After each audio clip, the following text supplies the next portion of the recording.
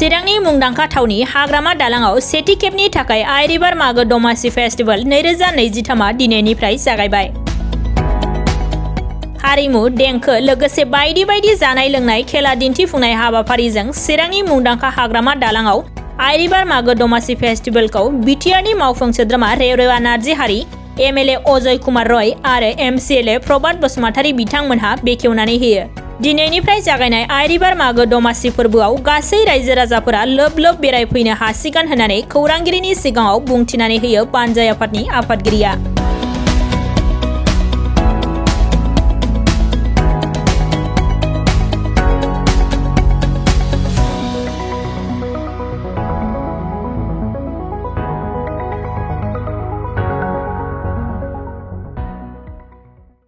जों जोबोद मोजां मोनदों बे जायगायाव जोंनि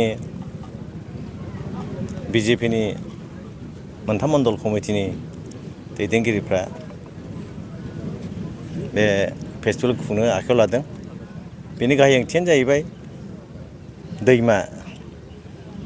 जोंनि बर'फ्रा दैमाखौ बिमा हिसाबै मोजां मोनो आरो बे दैनि गेजेरजोंनो खेथि बाथि खालामनानै थांनानै थादों।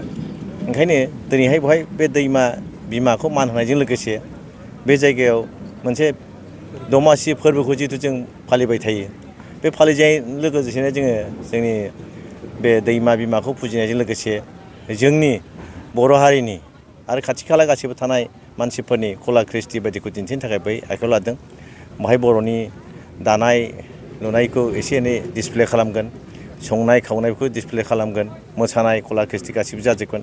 बिदिनो बायदि रोखोमै बेहाय जिनिसखौ बेहाय दिन्थिफुंनाय जागोन आरो बेहाय आसा खालामदों गोबां मानसियानो बाहागो लाफैगोन आरो बेनि गेजेरजों जोंनि बे थांनाय समाव बेहाय दैजिं फेस्टिभेल हिसाबै फालिनाय जायोमोन।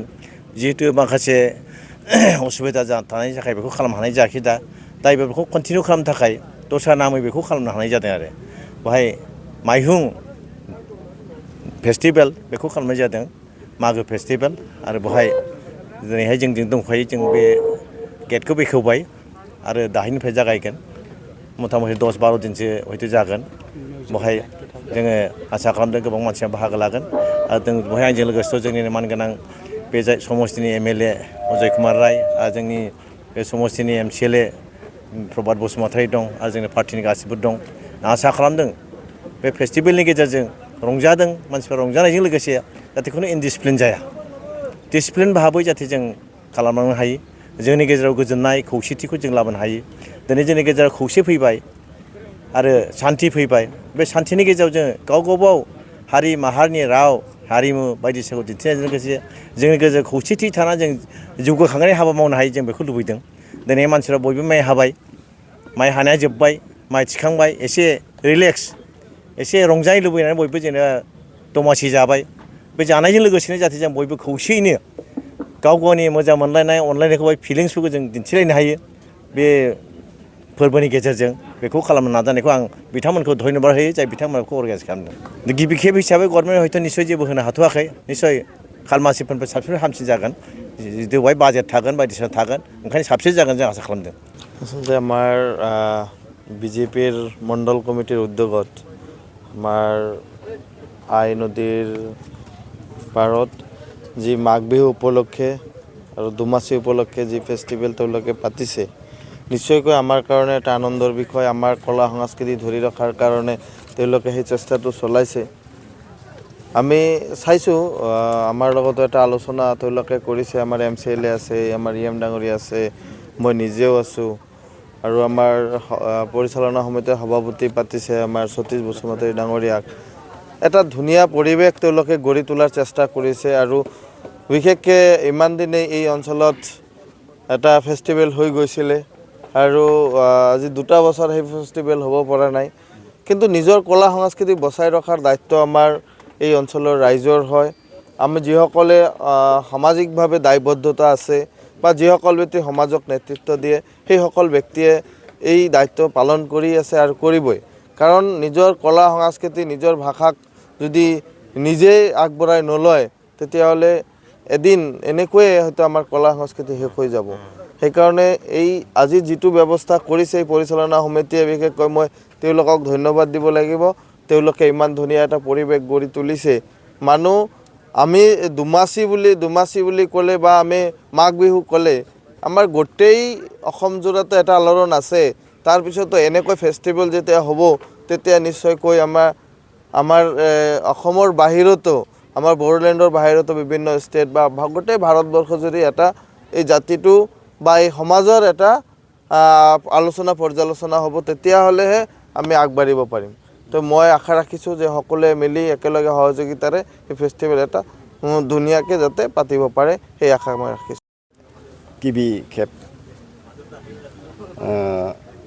माइहुं आइरिबार मागो दमासि फोरबो 2023 मायथाइ दिनैनिफ्राय जागायजेननाय बे हाबाफारियाव जिजा थिखानाय हाबाफारि दं दिनैनि थाखाय। दिनै जोंहा प्रथमाव जोंहा जोंनि बे सेलेब्रेसन कमिटिनि जा फ्लेग हइस्ट जाखांबाय। बिनि उनाव जोङो धोरोम बिथिङाव जोंनि बर'फोरनि गुदि धोरोमा बाथौ धोरोम।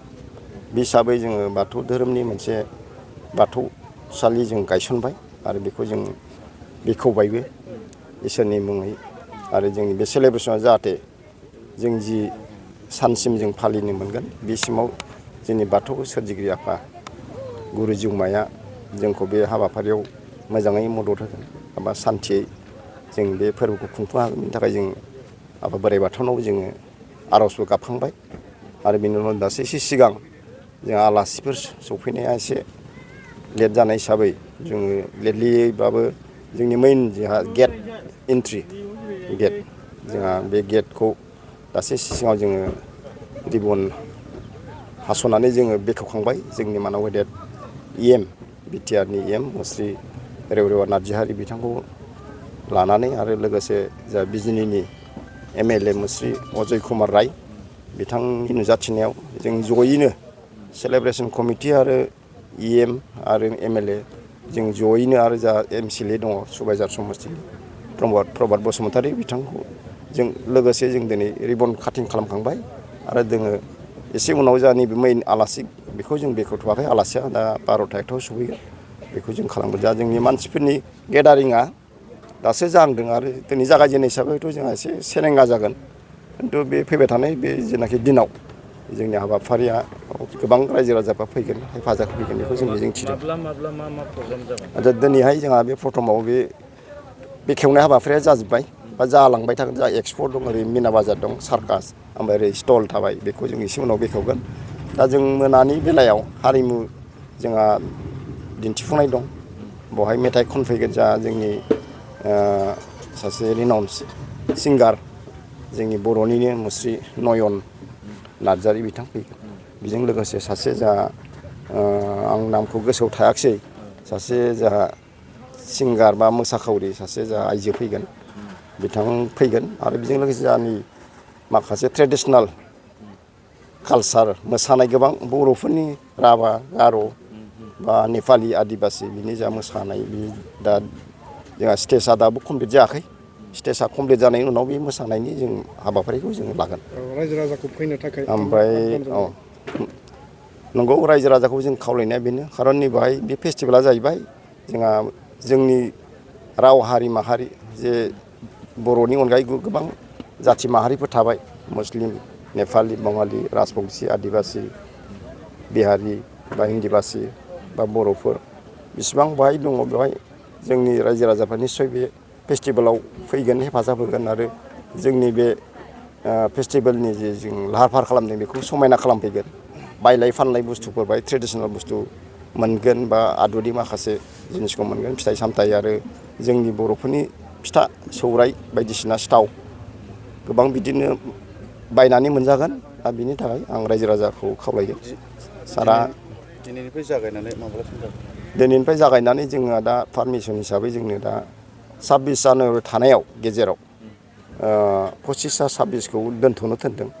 जोंनिया दिनैनिफ्राय लानानै जों 24 जों जानुवारिसिम खुंगोन। आरो बिनि उनाव 26नि उनाव हयथ' जों आरो सानथामजों रिजुम प्रग्राम जों लाफिननो नागिरदों। बेखौ जों रायज्लायगासिनो दं। अलरेडि जोङो जायहा बेखौ पारमिसन होगोन बिथांखौबो जों मैया एसे इंगित होबोदों।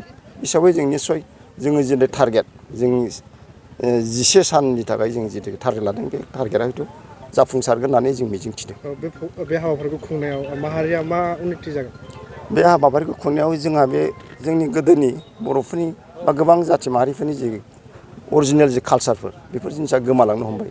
दा बेफोरखौ खुंफुंनो दिन्थिनोबा जोंहा बे फेस्टिभेलनि गेजेरजोंसो जों गासैबो दिन्थिफुंनो थाखाय जोङो खाबुखौ मोनो।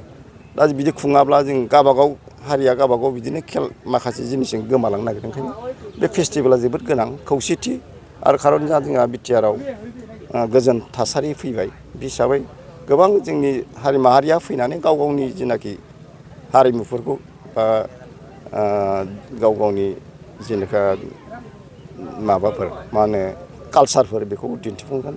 आरो बे हिसाबै जोंहा निस्सय जोंनि माखासे बे सिंगारफ्रा जा नेसनेल सिंगार बायदिसिना गोबां माबाफोर थाबाय जोंनि बर'फोरनि जोंनि गुबुन गुबुन ओनसोलनि गुबुन हारिफोरनि सिंगार बिथांमोना बेबायदि स्टेजाव फैनानै जुदि खनफैनो मोनोब्ला जोंनि निस्सय लाइमोन सेंग्रा सिख्लाफ्राबो बेफोरखौ थुलुंगाखांगोन आरो बेखौ सोलोंनानै माखासे गावबो पार्सनेल मोनसे पारफरमेन्सखौ लानो हागोन। बेखिनि चान्सखौ जों होलांगोन आरो बिदि खालामब्लासो जोंनि लाइमोनफ्रा बेबादि मोजां माबायाव बाहागो लानो हाहैगोन।